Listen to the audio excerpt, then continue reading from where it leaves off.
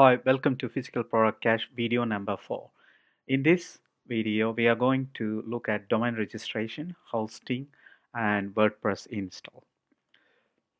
From the previous video, you may recollect that we have found some keywords from the keyword planner, and these are all the keywords which are available. First thing is to register a domain, we can see whether we can find any good keyword domain is available. So the keyword domain will have a good preference on the Google search engine. But that is not the final, but let's see any keyword domain is available. To see that easily, so we have 500 domains here. So what we should do is we should export to a text format. So first we will click add all to 510 domains. So what happens is it adds to add group something.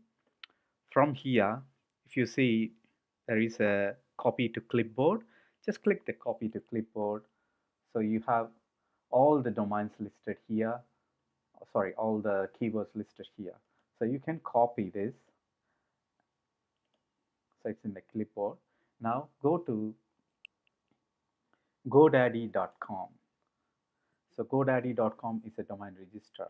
In the godaddy.com, if you click the domain preference, go to the bulk domain search. We can search all the domains whether it's available. So at a single time, we can search up to 500 domains. So we will paste all the domains here, but I think we have 510 domains available. So we remove the previous, okay, paste. And we are going to check .com. Let's try the .com alone. We can book .org or .net also, but I prefer to stay with the .com, and let's search for that. Click go. So the GoDaddy will go and search any keyword domain is available and give a list of domains which is available. So it's currently working now.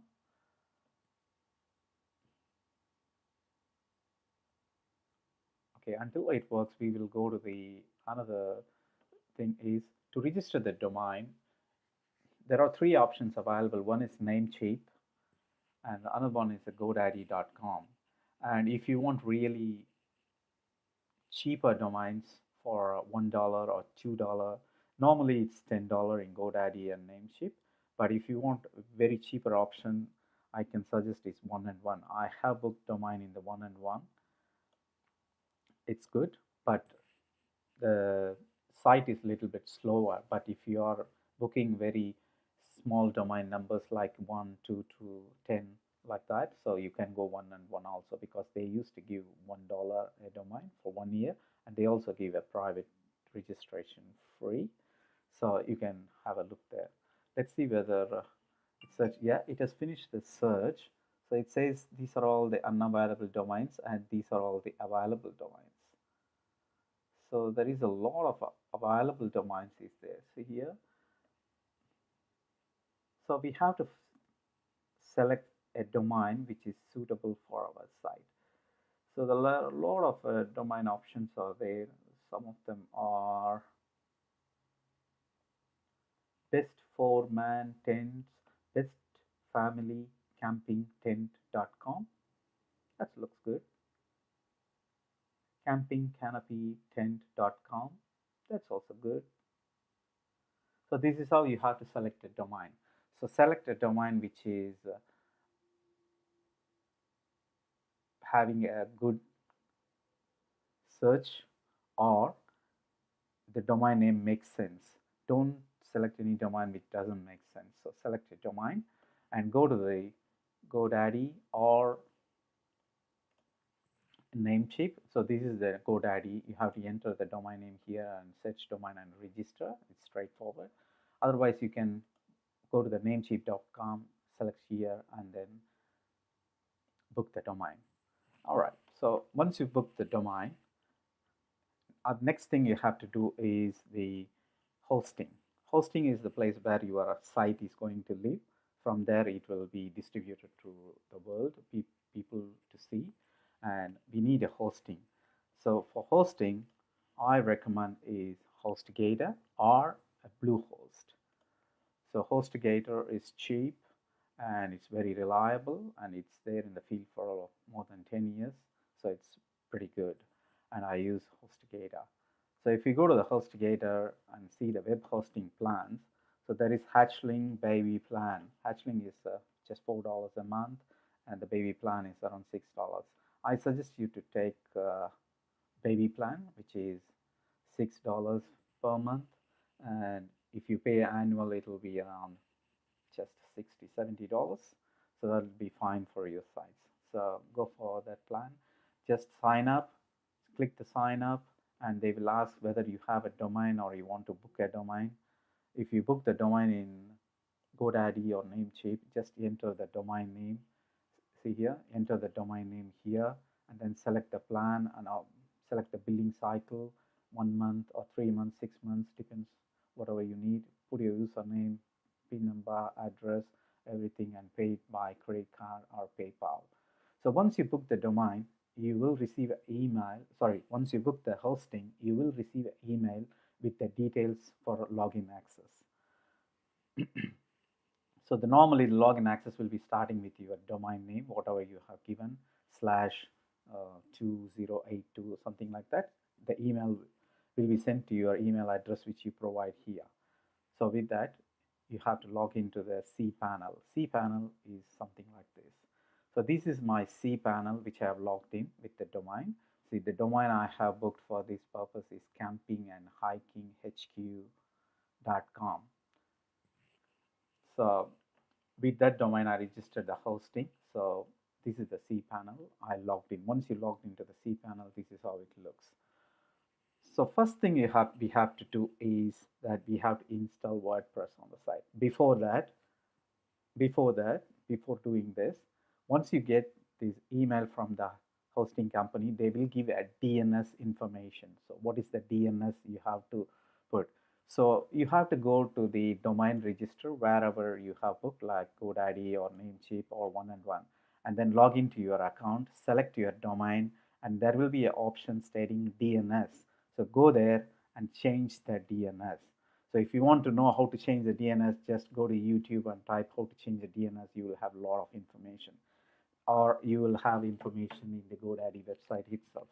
So go and change the DNS first. Once you change the DNS in your domain, that means the DNS which the hosting provider has given, it will take around 3 to 12 hours to propagate. So you can wait and see what happens. So for example, if you book a domain and the DNS propagation is done, when you enter the domain into your browser, this is how it will look. That means my DNS is propagated and it's ready for the website. So you should get an information like this. Otherwise, it will give a GoDaddy information or a Namecheap information. That means the DNS is not propagated. You can check it before it's propagated also. And once that is done, we have to go and install the WordPress. To install WordPress, just log into the cPanel, go down and see whether you have Fantastico or Quick Install. Both are very similar. So in HostGator, they are not giving nowadays the Fantastico, they are giving Quick Install. So we can install the WordPress site using just 2 steps in the Quick Install. So what you do is first go and click the Quick Install. So I'm going to install it now. And then select the WordPress here on the left side, click the WordPress and say continue. So install WordPress. So it's asking you where you want to put the website. So I have only one domain, so it's the Camping and Hiking HQ. You have to leave it blank here. Don't write anything here, because if you want to install WordPress in a subfolder, you have to enter here. Otherwise, just leave it. Enter your admin email, whatever you want. Okay, I'll enter my email. Block title. I'll just put the title relevant to the website, Camping and Hiking Codes. Admin user. I'll just put admin, or you can put your name or something.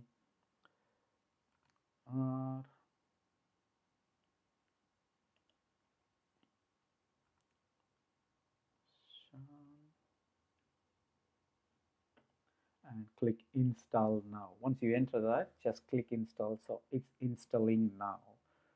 Right now it's installing and it will give a message that WordPress is installed. See, it says WordPress is installed and it will send an email to your email address, whatever you have provided. Also, it has given what is the login information for the WordPress.